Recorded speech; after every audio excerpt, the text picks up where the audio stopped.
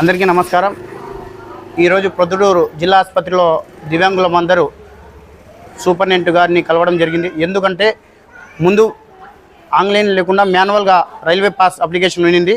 ఈ రోజున మరియు ఆన్లైన్ వచ్చింది కాబట్టి ఈ రైల్వే పాస్ అప్లికేషన్ మన సూపరింటెండెంట్ గారి కాడిపోయి సిగ్నేచరు సీల్ వేయడం వల్ల అది మళ్ళీ ఆన్లైన్లో అప్లోడ్ చేయాలి కాబట్టి ఈ దానిపైన ముందు కొంత ఇబ్బంది పడుతున్నాం। ఇప్పుడైతే ఆన్లైన్ సిస్టమ్ వచ్చింది కాబట్టి ఇది వికలాంగులకు మంచిదే అని నేను కోరుకుంటున్నాను। ఎందుకంటే అప్పుడు కడప పోయి ముందు 3 నెలలకు ఒకసారి కడప పోతే ఇస్తున్నారు। ఇప్పుడు వచ్చి మన ప్రొద్దుటూరులోనే కాదు, ఈ రాష్ట్ర వ్యాప్తంగా కాదు, దేశవ్యాప్తంలోనే ఆన్లైన్ సిస్టమ్ అనేది ఒక సెంట్రల్ గవర్నమెంట్ ఇచ్చింది। ఈ దాని కారణంగా ఈరోజు మన ప్రొద్దుటూరులో దివ్యాంగులందరూ కలిసి పోయిన వారంలో లేదా 2 వారాల కిందట మనం అప్లై చేసుకున్నారు రైల్వే పాస్ అప్లికేషన్। కొన్ని కారణాల వలన రిజెక్ట్ అయినాయి ఆన్లైన్లోనే।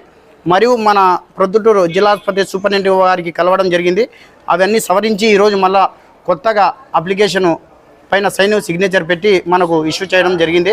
వారికి ప్రత్యేక ధన్యవాదాలు తెలుపుకుంటున్నాను। అదేవిధంగా దివ్యాంగులందరూ చాలా మంది పైకి వెళ్ళాలంటే లేకపోతే వేరే వార్డులలో వెళ్ళాలంటే కూడా చాలా ఇబ్బంది పడుతున్నారు।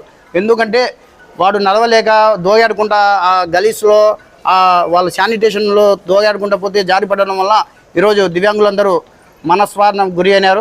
కాబట్టి ఈరోజు సూపరింటెండెంట్ గారు కూడా మనకు సహకరించినారు। ఎందుకంటే సార్ మేము దివ్యాంగులం, ఇది స్కూటర్ కాదు, ఒక బ్యాటరీ వెహికల్, అంటే వీల్చైర్తో పరిమితమైంది ఇది కూడా సార్। ఇది వీల్చైర్ లాగానే సార్ మేము కూడా పైకి మీ దగ్గరికి రాగలుగుతాము, లేదు మన వాళ్ళు ఉన్నారు వార్డులలో వాళ్ళకు కూడా మనం కలిసడానికి కూడా అవకాశం ఉంటుంది।